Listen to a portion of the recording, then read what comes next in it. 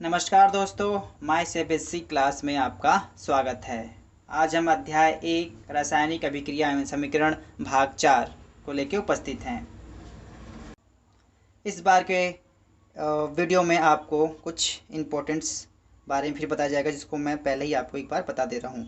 एक रेडॉक्स अभिक्रिया के बारे में समझाया जाएगा। उत्प्रेरक किसे कहते हैं, इस वीडियो में इस बारे में बात करेंगे। संक्षारण, संक्षारण से बचाव, विक्रगंधिता, विक्रगंधिता से रोक, ठीक है। और चिप्स के पैकेट में कौन सी गैस भरी जाती है, कौन सी गैस भरी जाती है, इस बारे में हम बात करेंगे। तो चलिए वीडियो को शुरू करते हैं। तो हमारे पास हमारी नोट्स है, जिससे हम इसका इस्तेमाल करेंगे, इसी से हम पढ़ाएंगे। हम रेडॉक्स अभिक्रिया किसे कहते हैं, तो पहला प्रश्न आपका इस लेक्चर का आता है, रेडॉक्स अभिक्रिया किसे कहते हैं। जिस रासायनिक अभिक्रिया में एक अभिकारक उपचयित तथा दूसरा अभिकारक उपचायित होता है उसे उपचयन या अपचयन या रेडॉक्स अभिक्रिया कहते हैं। आप सिंपली ये कह सकते हैं जिसमें दोनों अभिक्रियाएं होती हैं, उपचयन या अपचयन। पिछली वीडियो में हमने उपचयन और अपचयन के बारे में पढ़ा था। और ये अभिक्रिया जिस भी अभिक्रिया में होती है, दोनों उपचयन अपचयन जिसमें भी होता है, उस अभिक्रिया को रेडॉक्स अभिक्रिया कहते हैं, ठीक है। यहाँ पे ध्यान देंगे, उपचयन हाइड्रोजन का जुड़ना और यहाँ पे ऑक्सीजन का यहाँ से हटना, तो दोनों अभिक्रिया होती है, उपचयन और अपचयन दोनों हो रहा है। ऐसे अभिक्रिया को रेडॉक्स अभिक्रिया कहते हैं। अगला टॉपिक है हमारा उत्प्रेरक। अब यहाँ पे एक नीचे एक और उदाहरण है, इसमें देख लें, ऑक्सीजन हट रहे हैं यहाँ पे, ठीक है। तो ये आपका एक और उदाहरण है। अब आते हैं उत्प्रेरक किसे कहते हैं। अगला टॉपिक हमारा उत्प्रेरक किसे कहते हैं। वे पदार्थ जो रासायनिक अभिक्रिया के वेग को तीव्र कर देते हैं परंतु खुद अपरिवर्तित रहते हैं, उत्प्रेरक कहलाते हैं। कहने का मतलब इसका उत्प्रेरक का ये होता है, जो रासायनिक अभिक्रिया को वो जल्दी कराते हैं, फास्ट कराते हैं, लेकिन वो खुद में परिवर्तन कुछ नहीं होने देते, ठीक है। उस अभिक्रिया को तेज कराने में मदद करते हैं। ऐसे चीज़ों को उत्प्रेरक कहते हैं। जैसे 2KClO3 MnO2 स्लैश ये ट्रायंगल का निशान 2KCl+3O2 उत्प्रेरक, इसमें उत्प्रेरक MnO2 है, ठीक है। MnO2 इसमें उत्प्रेरक का काम कर रहा है। दूसरा है वनस्पति तेल प्लस H2, यहाँ पे N मतलब Ni निखिल। वनस्पति घी, इसमें जो वनस्पति घी बनाने के लिए वनस्पति तेल का इस्तेमाल करते हैं, उसमें हाइड्रोजन को जोड़ते हैं निकिल की उपस्थिति में। यहाँ उत्प्रेरक इस प्रक्रिया को काफ़ी तेज कर देता है, लेकिन अपनी स्थिति को नहीं बदलता, ठीक है। ये दो उदाहरण हैं आपके उत्प्रेरक किसे कहते हैं, जो रासायनिक अभिक्रिया को तेज कर देता है लेकिन अपने आप में बदलाव होने नहीं देता। उम्मीद है आपको ये समझ में आया होगा उत्प्रेरक किसे कहते हैं। अब अगला टॉपिक है हमारा संक्षारण, ठीक है। धातुओं के संक्षारण का क्या अर्थ है। संक्षारण का मतलब नुकसान से ही होता है लगभग, लेकिन हमने जो नोट्स में लिखे हैं इसे एक बार पढ़ के देख लेते हैं, इससे क्या समझ में आता है। वह रासायनिक अभिक्रिया जिसमें वायु की नमी तथा ऑक्सीजन के प्रभाव से धातुओं का क्षय या हास्य मतलब उनमें कमी होती है, हास्य होता है, धातुओं का संक्षारण कहलाता है। उनकी क्वालिटी में गिरावट आने लग जाती है। जैसे अगर एग्जाम्पल के तौर पर समझे, 5.1 का एग्जाम्पल समझे, तो लोहे की बनी वस्तुएं शुरू से चमकीली होती हैं। आपने देखा कोई भी लोहे की वस्तु होती है, जब स्टार्टिंग होती है चमकीली होती हैं, लेकिन कुछ समय के बाद वायु की नमी और ऑक्सीजन O2 के प्रभाव के कारण लाल भूरे रंग की परत चढ़नी शुरू हो जाती है।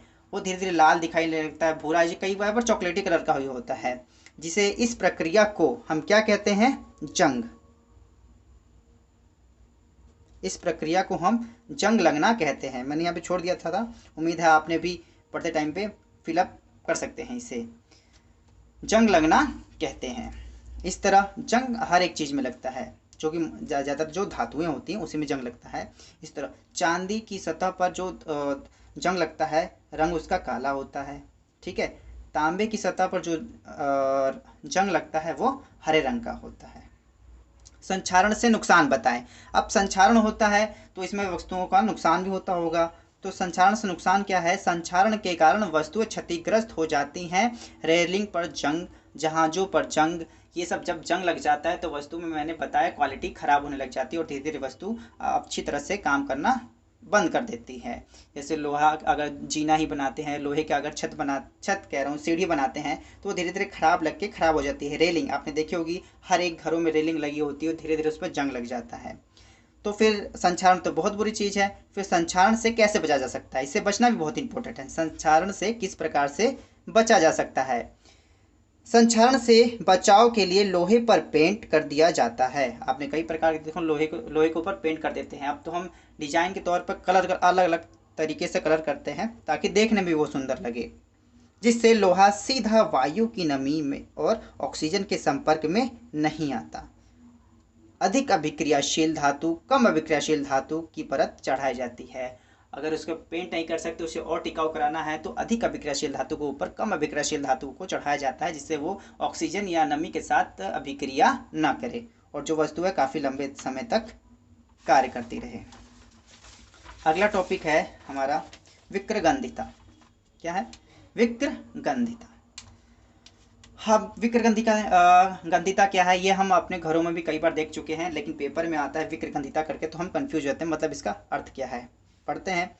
जब वसा युक्त या तेलीय खाद्य सामग्री को अधिक समय तक रखा जाता है तब उसके स्वाद और गंध में परिवर्तन आ जाता है। खाने में खट्टी लगने लगती है, कई बार कड़वा लगने लग जाता है, उसमें से महक आने लग जाती है। ऐसा क्यों होता है? क्योंकि वायु की ऑक्सीजन के संपर्क में आकर तेल या वसा उपचयित हो जाता है। तेल या वसा उपचयित हो जाता है। आपको ध्यान होगा पिछले वीडियो में हमने उपचयित का मतलब बताया था ऑक्सीजन का जुड़ना। तो जो भी वायु में चीज़ें होती हैं उसमें ऑक्सीजन जुड़ जाता है, जिससे उपचयित हो जाता है। आपने उपचयित वर्ड लिखेंगे, आप समझने के लिए सकते हैं ऑक्सीजन का जुड़ जाता है, जिससे उनका स्वाद व गंध बदल जाता है। यह घटना विक्रगंधिता कहलाती है। हमारे घरों में जो खाना बिगड़ जाता है या महकता है वो ऑक्सीजन के साथ उपचयित हो जाता है, ऑक्सीजन उसके साथ मिल जाती है। इसी अभिक्रिया को विक्रगंधिता कहते हैं, जिसके कारण हमारे खाने में महक आने लग जाती है। तो ठीक है, तो इसे हमें बचाना भी बहुत इंपॉर्टेंट है। किसी प्रकार से अपने खाने को हम बचा सकते हैं, तो इसे बचाने के लिए क्या कर सकते हैं? विक्रगंधिता को किस प्रकार से रोका जा सकता है? किस प्रकार से रोका जा सकता है? तेलीय या वसा युक्त खाद्य सामग्री के उपचयन रोकने के लिए प्रतिऑक्सी कारक मिलाया जाता है। ठीक है, उपचयन मतलब ऐसी चीजों से साथ मिलाया जाए जिसका उसका उपचयन न हो, मतलब ऑक्सीजन उसके साथ न जुड़े। अगला है खाद्य सामग्री को वायुरोधी बर्तन में रखना चाहिए। सॉरी, कुछ मिट गया है। रखना चाहिए, जिससे उपचयन की प्रक्रिया धीमी हो जाती है। आपने घरों में देखा होगा कि ज़्यादातर लोग जो खाना तो नहीं कह सकते, और भी जो घर में पकवान वगैरह कुछ बनते हैं तो उसे हम बॉक्स में बंद कर देते हैं। हाँ, लॉन्ग टर्म के लिए तो नहीं, लेकिन कुछ समय के लिए ये वायुरोधी होता है, जिसके साथ वो उपचयित नहीं हो पाता, ऑक्सीजन के साथ अभिक्रिया नहीं कर पाता और खाना लंबे समय तक टिका रहता है। जैसा कि बिस्कुट वगैरह घर में ठुकवा वगैरह बनता है, तो उसे भी आप समझ सकते हैं। तो अगला है चिप्स आदि की पैकिंग करते समय थैली में ऑक्सीजन हटाकर उसमें नाइट्रोजन गैस भर देते हैं। जैसे कि मैंने आपको उसमें टॉपिक बताया था ये कि मतलब चिप्स के पैकेट में कौन सी गैस भरी जाती है। तो चिप्स के पैकेट में आपको नाइट्रोजन गैस भरी जाती है। पैकिंग में नाइट्रोजन गैस क्यों भरते हैं? पैकिंग करते समय नाइट्रोजन गैस का इस्तेमाल इसलिए किया जाता है कि यह सबसे कम सक्रिय गैस होती है। तो आपको ये तो पता चल गया नाइट्रोजन भरते हैं, लेकिन क्यों भरते हैं? क्योंकि ये सब बहुत कम अभिक्रियाशील है, कहें तो ये ना के बराबर, किसी के साथ अभिक्रिया नहीं करती, जिससे जो हमारा चिप्स होता है वो लंबे समय तक टिका रहता है। ये चैप्टर यहीं पे समाप्त हो जाता है। अब आपको थोड़े से इंपॉर्टेंट क्वेश्चन जो पेपर में आए हुए बताते हैं। जैसे कि ये 2020 के 4 मार्च में जो साइंस के पेपर में कौन सा इंपॉर्टेंट क्वेश्चन आया था, इस जो हमने चैप्टर पढ़ा इसमें से ये रहा। कैल्शियम ऑक्साइड जल के साथ तीव्र अभिक्रिया करके बुझा हुआ चूना बनाता है। CaO H2O अभिक्रिया का निशान Ca2OH। ठीक है, ये कौन सी अभिक्रिया है? संयोजी अभिक्रिया, ऊष्मा शोषी अभिक्रिया, ऊष्मा उन्मोची अभिक्रिया, उपचयन अभिक्रिया। ठीक, अब इस 4 ऑप्शन में से हमें इसमें से बताना है कि A और C सही है, A C D सही है, C और D सही है, A और B सही है। याद रखना ये अभिक्रिया हम पढ़ चुके हैं। ठीक है, जिसमें आपका जो भुजे हुए चूने में, जब हम गांव में जो हमने बताया था, जब पेंट वगैरह करते, पेंट चूना वगैरह करते हैं तो उसे बिना बुझा हुआ चूना लाते हैं, जिसे पानी में डालते हैं उसमें बुझा हुआ चूना बनता है। तो इसमें ध्यान देखेंगे, ये तो संयोजी अभिक्रिया, तो पहले आपको अभिक्रिया बतानी है। संयोजी अभिक्रिया, ए संयोजन मतलब जुड़ रहे हैं, संयोग कर रहे हैं, ये दोनों मिल गए संयोजन अभिक्रिया, ए सही है। लेकिन इसमें देखो, इसमें ए नहीं है, ठीक है, ए इसमें भी है, ए इसमें भी है, ए इसमें भी है, बी इसमें भी है, ठीक है। अगला पड़ता है उष्मा उन्मोची अभिक्रिया। उन्मोची का मतलब उष्मा निकलना, और उष्मा शेषी अभिक्रिया, उष्मा का शेषी मतलब मैंने याद दिलाया था सोखना, उष्मा सोख नहीं रही, यहाँ पे उष्मा निकल रही है, तो याद रखना उष्मा उन्मोची, तो मतलब बी, ए और बी इसमें है, सी तो हो ही नहीं सकता, दोनों अभिक्रिया हो ही नहीं सकती, तो ए और बी, तो इसका जो राइट आंसर होगा वो डी होगा, ए और बी। ये संयोजन अभिक्रिया भी है, उष्मा उन्मोची अभिक्रिया भी है। एक अगला क्वेश्चन आपको दिखा देता हूं मैं, ठीक, ये है आपका, ये रहा क्वेश्चन, ठीक, एक मिनट, ठीक है, होल्ड करना 1 मिनट। हाँ सही है। ये आपका चांदी या सिल्वर से बनी वस्तुएं सामान्य कुछ दिनों तक खुले में रखने पर काली पड़ जाती हैं। टूथपेस्ट से इन वस्तुओं को रगड़ने पर वह पुनः चमकीली हो जाती हैं। स्टेटमेंट है, क्वेश्चन एक ही है, कुछ दिनों तक खुले में रखने पर चांदी की वस्तुएं काली क्यों हो जाती हैं, संबंधित परिघटना कीजिए।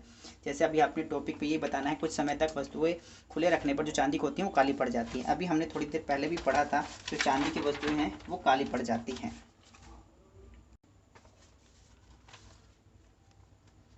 चांदी की सतह पर जो जंग लगता है काले रंग का लगता है, ऐसा क्यों होता है? और मैंने आपको बताया नहीं कौन से सन में आया था, विज्ञान का पेपर था, ये 2019 में आया हुआ था, ठीक है। एक बार ये भी बताना पड़ता है ना कौन से पेपर में कौन से में आया था, ठीक है, ध्यान से देख लिया। तो ऐसा इसलिए होता है, चांदी की वस्तुएं कुछ समय के पश्चात काली पड़ जाती हैं, ठीक है। ऐसा इसलिए होता है कि इन धातुओं वातावरण में नमी, अम्ल आदि का हमला होता है। चांदी पर काला रंग Ag2S मतलब Ag2S के बनने के कारण इसका रंग जो होता है काला हो जाता है, इसका रंग काला हो जाता है। तो उम्मीद है ये चैप्टर आपको समझ में आ रहा होगा, और आशा करता हूँ कि आप मेरे चैनल से जुड़ेंगे, आगे भी इसी प्रकार की वीडियो आती रहेगी। तब तक के लिए धन्यवाद, और प्लीज़ मेरे चैनल को सब्सक्राइब करें, माई CBSE क्लास। धन्यवाद।